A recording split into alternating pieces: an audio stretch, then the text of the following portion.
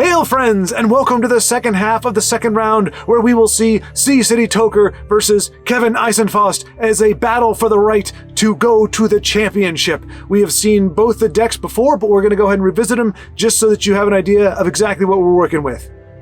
Ccitytoker's first list is the Wax Wayne Assassin combo that he came up with during the Elsewhere Gauntlet.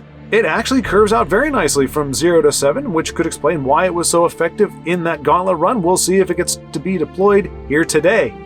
His second list is a Guildsworn support list, which uses a variety of different supports, some RNG heavy and some not. Having played it myself, I can say it's a heck of a lot of fun, although its success does largely hinge on being able to draw a Tower Alchemist and Cauldron Keeper in order to maximize the effectiveness of those supports.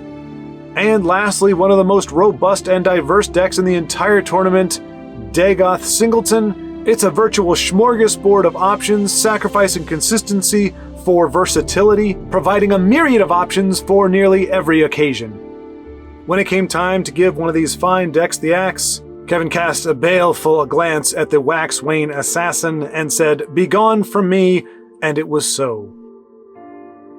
Kevin's first list is the Control Telvanni, and it has all the cards you would expect and a little bit more.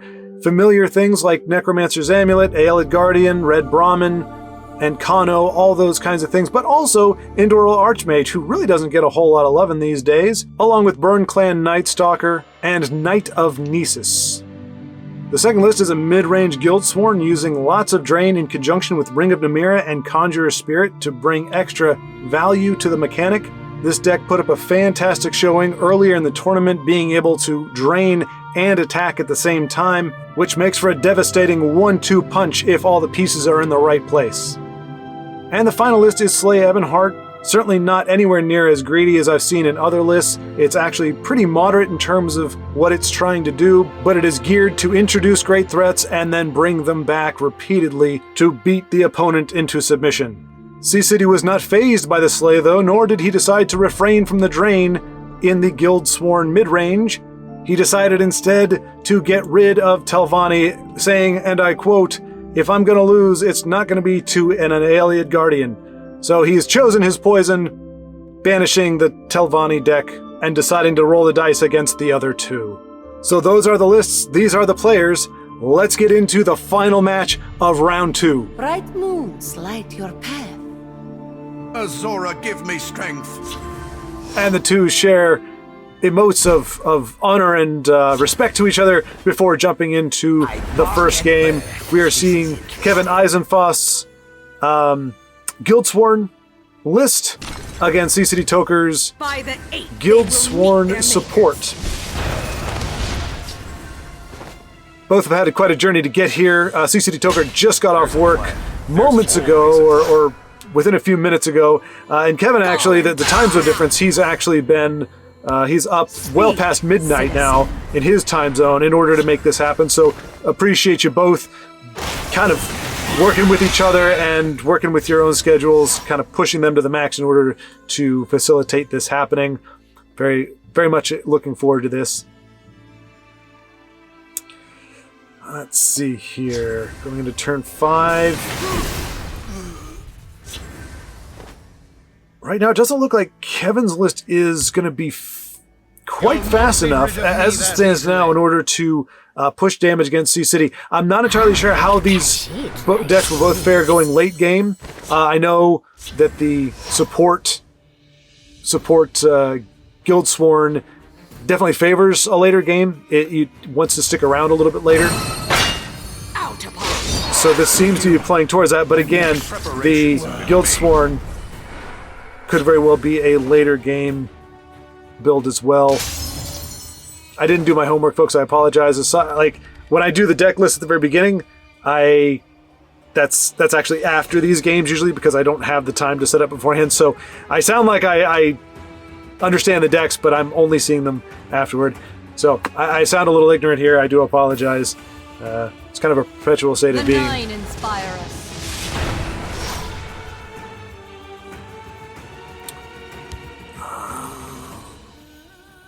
Aaron will bring back the Channeled Storm. Guaranteed. Channeled Storm, we see it there. And Elixir of Vitality, the support train begins. Does he have another one? No, he's got the Cauldron Keeper, Douchnik. So, C-City not really sitting on a hot hand here. Pt2 Wall of Spikes, an apt opposition to Daggerfall Mage. Garland. She bites it. Excavate's gonna come down and... There's a plan. Oh, very cool. So yeah, at first I was like, wait, what support did you lost? But Excavate brings back items as well as supports, and so we're seeing him choose to do that for draw power, which is a good heads-up play. We'll stand together. The kind of things you kind of forget. In my mind, I'm thinking Excavate is there just for the supports because it's a support deck, but it has that versatility, which is why it's included. Either it was a 1 or 2 of. Probably a 1 of. You definitely don't want 2 of those in your hand, but there might be 2 in the list. I'd have to double check. Again, apologize for being so disorganized. But we are, I mean, this is pretty much living up to, I wouldn't say expectations or hype, because there hasn't been a great deal of either one, but it's good to see. Here we are, turn 9, and both of them very much in the mix. Kevin obviously has a significant health advantage, but that's not something that C-City is terribly concerned with at this point. Spill your blood. Probably wanting a little more cards, another rune break or so. If I fall, No immediate answer for Speak, citizen. the Fighters Guild.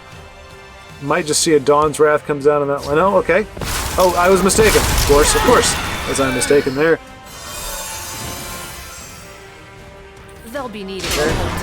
C-City healing back up, and Kevin, not a whole lot of great options here coming into the late game. That's not what you see. That's what you want to see. And this is, as we joked, we see City several times, about the heart of the cards, and his tendency to draw his late game late and his early game early, which sounds like a simple thing, but it can be very hard. As we're seeing with Kevin, he's getting a lot of his earlier cards. We're not seeing the top of his curve here, whereas we are seeing that a little bit with C-City and a fistful of cards.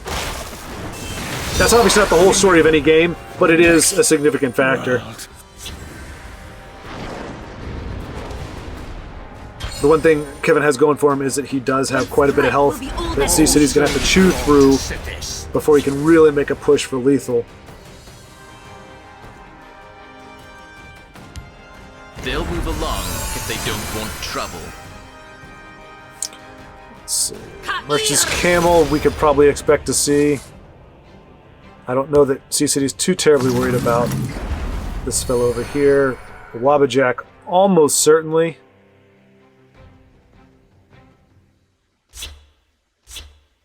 Of course, he proves me wrong.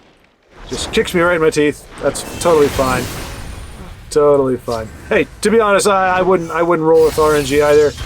But I wouldn't have thought sitting on as much health as he is that he would need another elixir. But he obviously, I know what Kevin's got in hand. He doesn't know.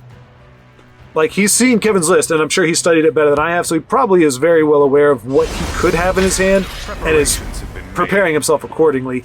He doesn't know what we know, which is A that grievous error. he doesn't have a whole lot. Nice premium dragon aspects. Eats up the pointy wall, which doesn't do damage to face, predictably, I suppose. Speaker Tyrannus, getting a lot of great value. A lot of times he's in your hand and he just never gets played because there's a lot of other options, so it's kind of nice seeing him. Many important things on my mind. Oof, and Kano now. See, we're seeing a lot of that late game, and we know, in a way that Kevin can't, that he's sitting on Marak that can be triggered at any point. So if Kevin does deploy a threat of any significant size, it will be recruited by the Guildsworn. He's healing up here, but I just don't think he's going to be able to turn the corner.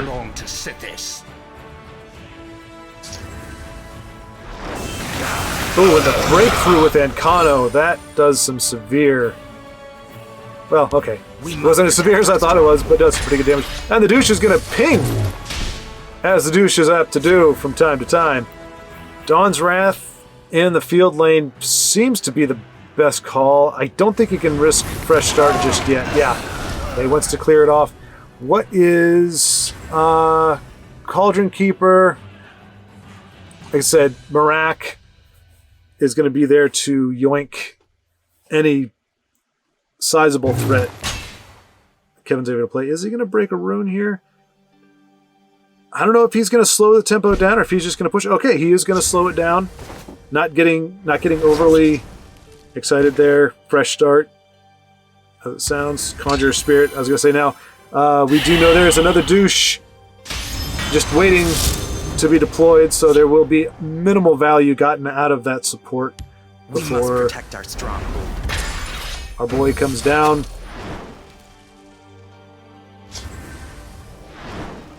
Sanctuary Raid. Card you don't get to see very often. I believe that's Speaker Tyrannus. I wasn't... it's created by Speaker Tyrannus. It could have very well been in Sea City's list, but you typically see that with like a token, I want to say. I mean, it makes sense to token because you have a wide board and you can give an entire lane a nice significant buff, but even then, it's a little late and a little slow. But an aggressive was probably a little better than, say, a Piercing Javelin. I don't know. My whimsical thoughts. A ping to make the camel feel like a big camel, as it will make a favorable trade. Look, I can do stuff too. I'm not just a beast of burden. Speak, citizen. Sea City continuing to... Oh, what a great... that's also from Speaker Tyrannus, if I'm not mistaken. Yeah. So he got a ton of incredible value from Speaker Tyrannus. I would say some of the better... Sanctuary Raid, maybe not top cream of the crop, but definitely some of the better Khajiit likes these. actions. Our foes will have nightmares about me. Kevin having to play out the few of his remaining cards, holding on to Bruma, probably looking out for mash removal, not wanting to overcommit to either side, knowing that there could be a Dawn's Wrath waiting. We know that there is in fact one. And Sea City just continuing to keep his health total away from that. The next rune there. Bandari Opportunist, a pleasant draw, as it were. Preparations have been made. He's healing up. Again, Golden Initiate. Let me go ahead and pull up the list here because I can. And see what exactly Kevin's late game is with this list.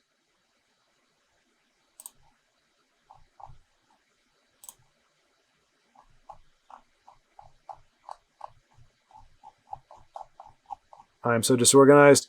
Dawn's Wrath. Giggles! Giggles makes her first appearance of the game. I mean, Kevin is holding on, but boy, all those cards that Sea City is holding on to, all those opportunities or those options. I think he's really waiting for some more significant draw power, like an Orb of Vermina or something. And he's been sitting on Marak this whole time. Looks like we're going to see him deployed for the draw. For the draw, because right now draw is supreme. Apex Wolf, speaking of draw, it's not going to be able to be silenced. So even if it does get killed, it is going to pull up a card and give it drain. Gotcha. In the next world. It may see another tome for the draw. Maybe a Wabbajack, if he's feeling whimsical. I wouldn't dare to say that he's taking the game lightly if he pulls Wabbajack, but it would definitely be a bit more of a laid back. So he does stick with the draw. Continues. Crusader's Assault, so he draws into draw. So things are definitely, at this point, looking very good for Sea City. This will probably be the longest round, the longest match of the tournament that we've seen so far.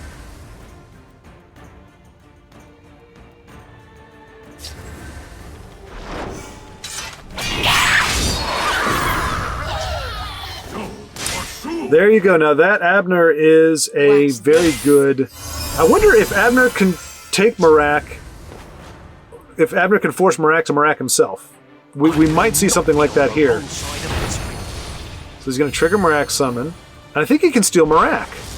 And he does! Alright! So Marak, I think that is a first that I've ever seen Marak getting Marak by himself. You're not as powerful as you... Oh my gosh, you're more powerful than I thought. Oh, I feel like a silly person.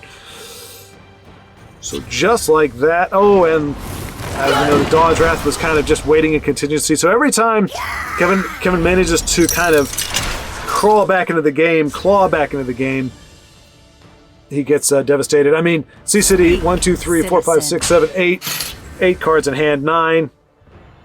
Just seems to be...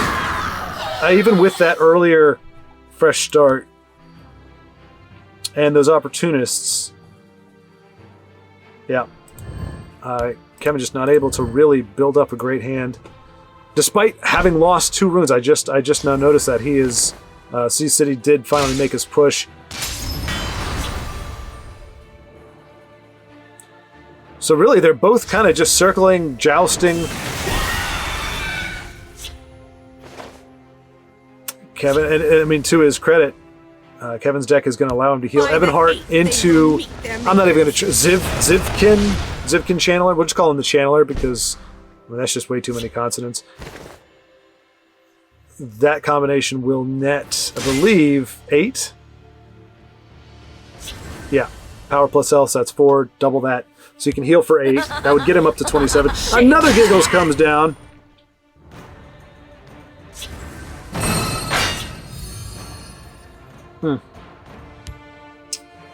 There's a plan.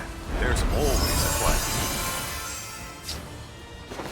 C-City seems to be preparing for a knockout. I don't know if we're going to see him wait until he has a bigger board. It's hard. We are actually seeing Kevin's able to maintain cards. It's artificial though. He just hasn't been playing anything, so it's not. And just there's really nothing there for him to mount an offensive. And certainly, you know, having that lane cleared by the Dawn's Wrath is going to make him a little gun shy. There's probably at least, I believe there's going to be at least another one in the deck, so he's got to keep that at top of mind. You won't spoil my plan. C-City just kind of dancing right around that last pointy wall of spikes. Boy, as great as a prophecy, and certainly it has its utility, but when you're in this late game, you want something that can actually do some damage and pointy wall, especially when you've got your Revitalizer, your Giggles over there. I mean, that's an easy trade for her. All right, so finally some organic draw power and into some more draw. And Razzmadazzle comes down. That could be a significant factor here. We know Piercing Javelin is going to remove it the very next turn, but he will get at least 1 card from it. Unfortunately for him, it's a Ward Crafter, not the most impressive. Kevin's been getting the low draws earlier on. And Fingers doing what Fingers does. Ward up the 3/3, favorable trade, loses the ward, and he's continuing to make that push. Unfortunately, Golden Saint at one point would have been a... Khajiit likes these. And I think the draw is just going to come a little too late. Now see, that's what was the Aren, Elusive Schemer. Let's see, do we know can C-City finish it off? No, the 3/6 will probably eat a Javelin. Well, no, both creatures can trade. Javelin is not necessary, could be used. If they do, if there is a trade, though, we will probably see. We just know though that 2 Piercing Javelins, so any threat, any presence that Kevin's going to play down is going to be promptly removed. All right, and C-City smells blood on the water. Does not need to worry about the 3/6 with Harpy in hand. Is Piercing Javelin going to be enough? So 9 damage on the board. 6 damage on the board with the douche ping. Puts the guard down. Looks like we'll survive it. Well, we know Piercing Javelin. The Fighters Guild stands ever ready. And May the fates not going to have smile enough to on finish it off this turn.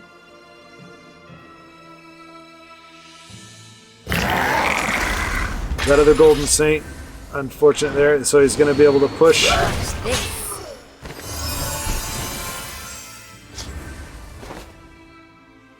Let's see. So Ice Storm. Khajiit likes these.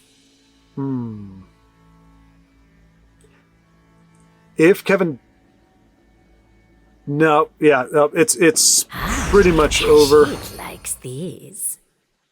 At this point, there's really nothing.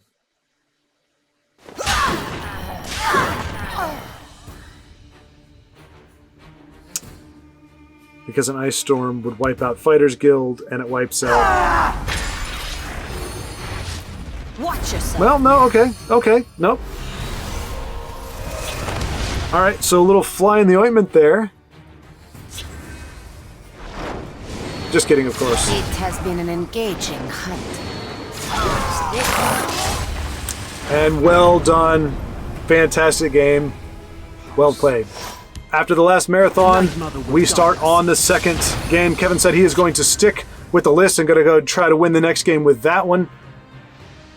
It's a different strategy for different folks. Sometimes they say, let me switch it up and try with the other one. Some say, if I can't win with this list, it doesn't matter if I could win with the other one because I can't close it out. So Kevin's sticking with that one. Thinks he's learned from it. He said he came out a little too fast, so he's going to try to change things up. And this is Sea City's Singleton Dagoth, so it's going to be fun to be able to see that one. His Wax Wayne was, as a reminder, was the one that got removed, so he is going to have to win with this one. Again, not the consistency, and Kevin already knows that it is a Singleton list, so once he sees that Lightning Bolt, for example, he knows he doesn't have to worry about that again. Same thing with Razum. Well, Razum's a one-off, but Moonlight worry about pretty much every card, essentially, other than, I think he's running Doppelgangers. But that's kind of the advantage that you know when you're playing against Singleton is once you've gotten rid of a card, you know that's not a threat you have to worry about anymore. So we'll see how it shapes up here. And what Kevin does. Kevin You'll not be rid of me that opting easily. for a more... he's not looking to trade. He's opting for a more aggressive play. Hard to say. From my perspective, I'm not entirely sure if a Singleton Dagoth would be considered mid-range control or aggro. I think it really just depends on what you end up drawing, because you have elements of all three and plenty of them in the deck. So if you just draw into a ton of low, early on, low cost cards at the very beginning, then you're aggro. All right, so Kevin is taking his foot off the gas. He's getting him right to the brink. Probably trying to. He's got that Golden Saint for next play. Not in any danger of Just give me an A. having that challenge, so we will probably see some Golden Saint value come down next turn. And actually the next turn as well. So Sea City is in a bit of a pickle here. You really hate to see Razum come out to just be sacrificed against a 4/4. So he chooses Lightning Bolt, clears out that Shadow Lane. A very wise play. And chooses not to give Kevin the favorable trade in the field lane. You're going to have to break a rune, he seems to say, if you're going to My swing. power is not to be underestimated. And Sea City again with, I believe, it's only going to be Belly G and obviously one copy of Belly G and the Douche. So much less likely to draw into a support removal. Last game, it was right off the jump. He had the Douche in hand for that. This game, it's going to be a little bit... It's going to stick a little bit longer, as we can tell. Kevin doesn't know that, but we know that. Razzle-madazzle. And is he going to be used as that trade? this is one of the things where you really have to kind of gauge what your opponent wants to I'll do. lead my family to glory. If Kevin is just going to kind of keep his distance and look to make the trades, then C-City doesn't have to do that. But we are seeing this is pretty much the exact inverse of the last game, where Kevin The is sitting nine inspires. on pretty much all the cards.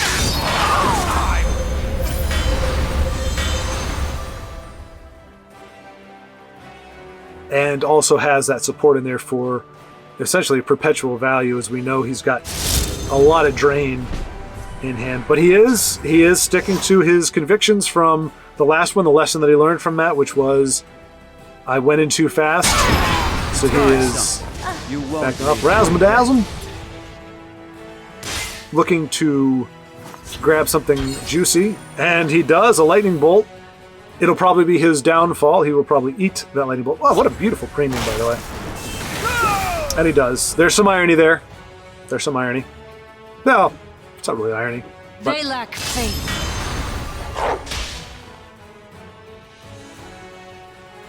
But it's a better pull.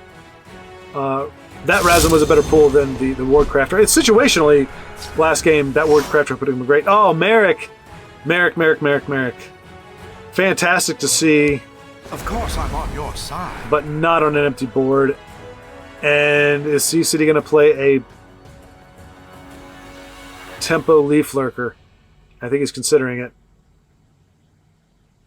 That's a really hard call. When you've got that few cards in hand, it's really hard not to want to play something. But that Mortal Trader is just kind of sitting out there on his own. And isn't going to... I mean, he can trade. But it's not going to be favorable. And we're going to see yet more Golden Saints value coming down. Speak, citizen. And her Oreo-eating sister. That's a great pickup. I will spill your blood. Another. Very, very strategic there. I probably would have screwed that up myself. I would have done it in the reverse. I wouldn't have thought about doing it that way. And we could see a Leaf Lurker. Nope, okay. Thought we might see that for the Ebonheart. Another Conjure Spirit. Yeah, this is we are now seeing the other way around. We're seeing what Kevin's deck is able to conjure, and he's starting to feel a little more in control at this point, that he can actually start attacking face. Rothgore Forge, good RNG possibilities. What you could definitely call a high draw, a high. Considering how many crappy things the Forge could spit out, he's definitely a good one. But what C-City needs right now is something with drain. Kevin's own Razzle-Dazzle comes down. Will he go for face? I believe he will. No! No, he's going to keep him in the shadows. He's looking for that card draw. Very, very smart play there. Might see Sadris and Merrick. Just kidding. And he finds the douche. He's only got the one, but he will be able to take away some of that draw engine. And you know what? Alright, loot, not fantastic. Treasure map, actually not a bad pickup. Also, very useful items there with the draw. So, really, we're seeing some high draws. The heart of the cards, as C-City says, when it comes to equipping some items. Just very good stuff. This is interesting. Let's see. Kevin doesn't have any removal in hand, no way to really address the board as it stands now. He can certainly populate it.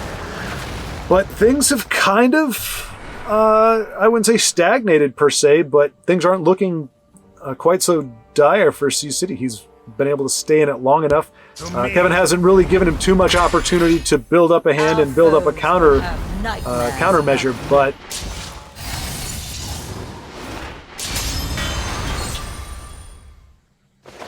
still getting value from that that spirit.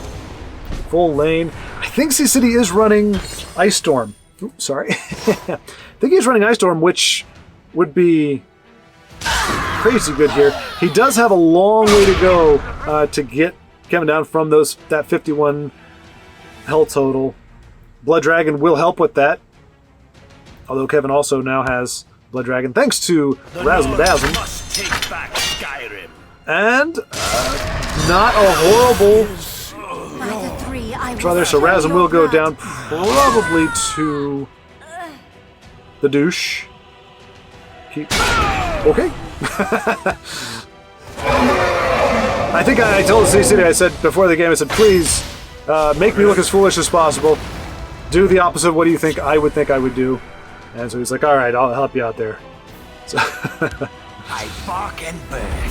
This is interesting. I will cut your purse and your throat. City now, as a boxer would do, kind of trying to protect that face as much as possible. The douche will fall to the Daedric.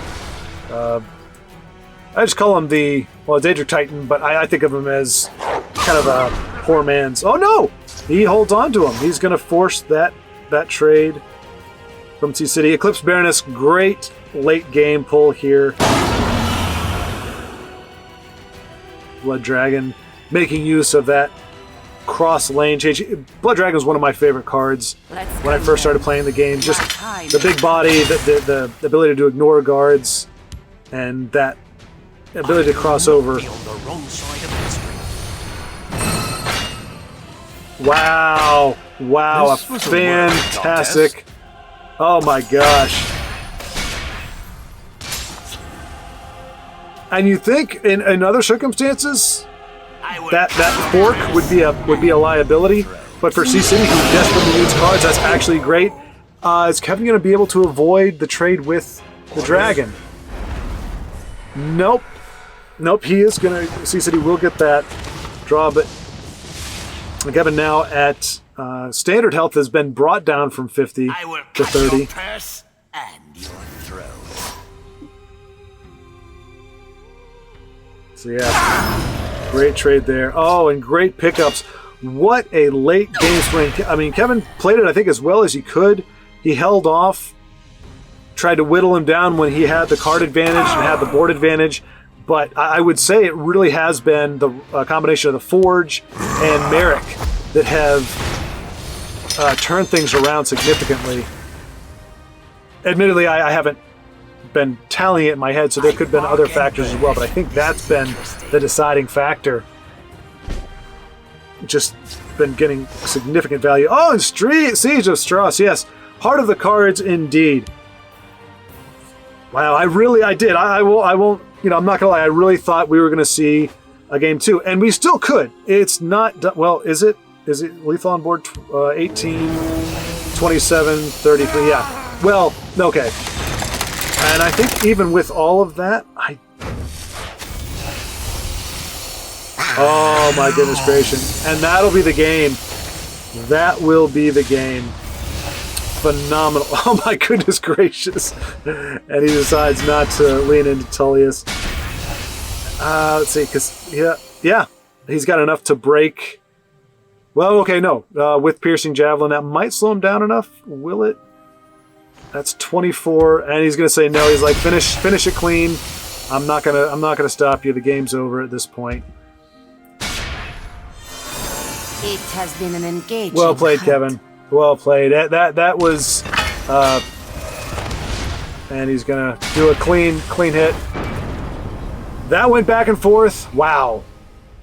Those two games are by far the most grueling slugfests we have seen in the tournament to date. Both players kind of circling each other, sizing each other up, looking for that opening, looking for that time to strike. C-City biding his time, unable to draw a lot of the supports he needed. I think he got down to the last 21 cards in his deck and hadn't really drawn any, aside from the Wabbajack that he discarded, because at that point, you really don't want to rely too heavily on RNG, and pretty much was able to stave off Kevin until he ran out of resources and then turn the tables and advance. The second game definitely going early on in Kevin's favor. I thought he had all the momentum going in, and then it was the Forge and Merrick, I think, that really turned the tables and set the game on a different trajectory. Kind of went back and forth no clear winner from turn to turn. You just kind of saw them dueling it out back and forth. But again, the value from Merrick being triggered a second time and that Rothgar Forge continuing to put out some pretty high quality weapons enabled C-City to turn those tables and prevail, also drawing into some really good late game draw cards, big bodies on the board, and Kevin was just unable to keep up. Again, I know I sound like a broken record, but I think both the games were great. A lot of fun to watch for me and hopefully as well for you. Definitely, as I said, I think the longest games that we've seen, particularly back-to-back. Again, a big thanks going out to both players. C-City coming right off of the job, and Kevin pretty much staying up into tomorrow, into the future, by several hours, well past midnight, in order to play this game. So thank you both for making it happen. And it looks like at this point it is now me versus Ccitytoker in the championship game that will be taking place in the next couple days. We'll have to sort out exactly when we're going to play, but we should be able to align our schedules easily enough. I think we're 1 hour apart, so that should be forthcoming pretty soon. Not liking the look of things. Boy, when you see what these decks are capable of, it's really... I don't think anybody necessarily feels great going into it. In fact, Kevin mentioned he was very, very nervous going in.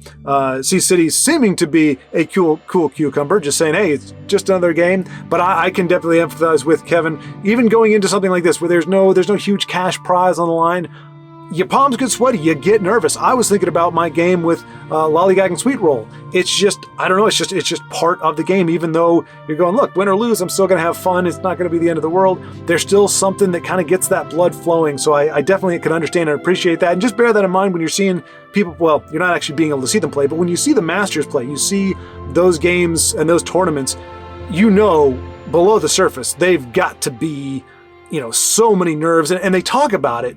The commentators would talk about it, but you just realize when you scale it down so small, and you get those butterflies, you get that nervousness and that like, oh my gosh, just waiting. And even when you're playing, you're just like every play it just seems to be monumental. Like it's not just, okay, I'm going to play this. It's so different from the ladder. So I'm not trying to sell the tournament or that format. I'm just saying it is a different experience. So I just really appreciate the players playing at the level that they have. You're not seeing a lot of misplays. You're seeing some plays maybe that could have gone several different ways, but you're not seeing just crazy mistakes, which is great when you can factor nerves into the equation. So again, it's been a great tournament. I do want to plug for the future tournament. There's a Discord, and I've thought about mentioning it in pretty much every game that I've played ever since started the Discord, but it was started specifically to facilitate the organization of these tournaments. So if you have not joined yet, it's a free thing. You're certainly not required to. In fact, when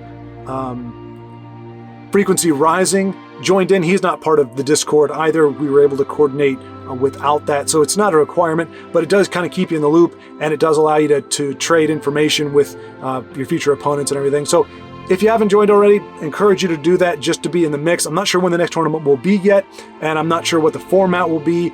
This was fantastic and a lot of fun to do, but with 8 people, it was still it was a pretty intense strain on the schedule. So on my schedule, just trying to work it all out. Even if I'm not playing in the next tournament, it still is a lot to juggle. That's not me thing. It's just a reality. If we are actually able to get 12 to 16 players in the next one, which is the goal and the dream, things will need to be structured in such a way, unless we just play the tournament, and if we get to watch a game here and there, that's fine, but let's just have a tournament for the community. But if we want to actually see those games and see it as you would the Masters, or as you've seen this one, there definitely will need to be a kind of a restructuring to align people's schedules in a way that we can consistently count on certain times and play times, which isn't easy when you got folks from all over the world. But anyway, I've rambled far too long for this video. It's by far the longest one I'm sure that we've seen, and my blathering has definitely artificially increased the length. So I do apologize for that. Hopefully you weren't looking at it going, oh my gosh, this must have gone 3 of the longest games. But I do want to put all that out there. I'll probably mention again after the championship just as a refresher. But thank you so much for watching. Until next time. I'm just going to keep pushing through. Sometimes I do multiple takes. I'm not doing multiple takes of this. Until next time, keep playing.